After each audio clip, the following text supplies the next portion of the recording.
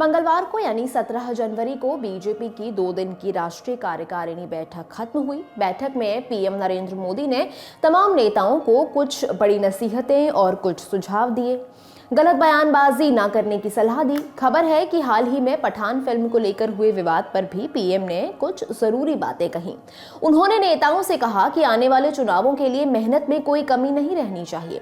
Meeting में सभी राज्यों और केंद्रीय कमेटी के पदाधिकारी बैठे थे। आपको 10 पॉइंट्स में बता देते हैं कि मीटिंग में क्या क्या बात हो रही थी।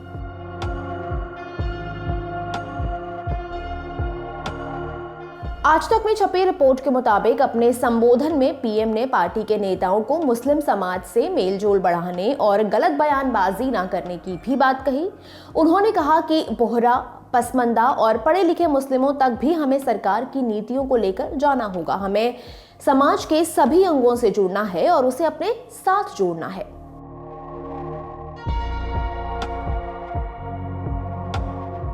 पीएम ने कहा कि हम सारे दिन काम करते हैं और कुछ लोग किसी फिल्म पर बयान दे देते हैं, उसके बाद सारा दिन टीवी और मीडिया में वही चलता है। बेवजह के बयानों से आपको बचना चाहिए।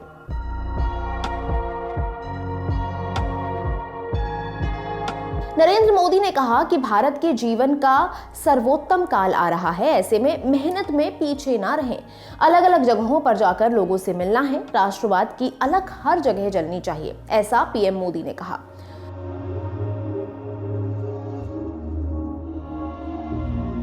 नरेंद्र मोदी ने यह भी कहा कि बीजेपी अब केवल राजनीतिक आंदोलन नहीं है, इसे सामाजिक आंदोलन में बदलना है। उन्होंने नेताओं से पूरी ताकत के साथ चुनाव में जुट जाने को कहा।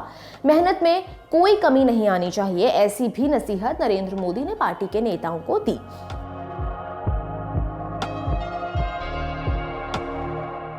पीएम ने कहा कि अगले लोकसभा चुनाव में 400 दिन बचे हैं। ऐसे में पार्टी पदाधिकारियों और हर एक कार्यकर्ता को एक एक वोटर से मिलने उनके दरवाजे तक जाना है।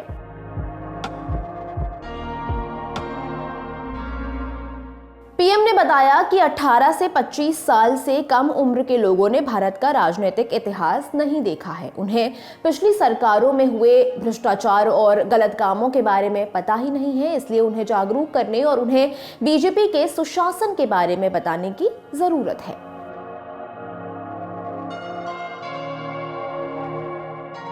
प्रधानमंत्री ने कहा कि जिस प्रकार से हमने बेटी बचाओ अभियान को सफल बनाया, उसी प्रकार से धरती बचाओ अभियान भी चलाना होगा। फर्टिलाइजर के ज्यादा इस्तेमाल की वजह से जलवायु परिवर्तन और धरती माता पर पड़ने वाले परिणामों को कम करने की आवश्यकता है।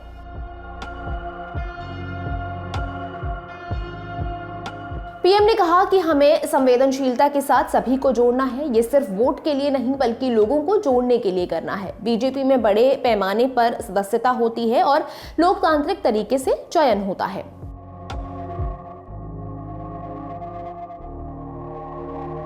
पीएम ने राजस्थान और छत्तीसगढ़ के कार्यकर्ताओं से कहा कि वो अति आत्मविश्वास के चलते चुनाव हार गए थे।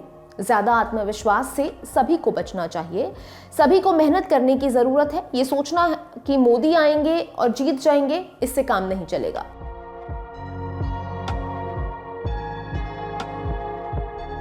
पीएम ने अति आत्मविश्वास की किसी भी भावना के खिलाफ पार्टी को आगाह किया और दिग्विजय सिंह के नेतृत्व वाली तत्कालीन कांग्रेस सरकार की अलोकप्रियता के बावजूद 1998 में मध्य प्रदेश में बीजेपी की हार का उदाहरण दिया। मोदी तब वहां बीजेपी के संगठनात्मक मामलों के प्रमुख थे।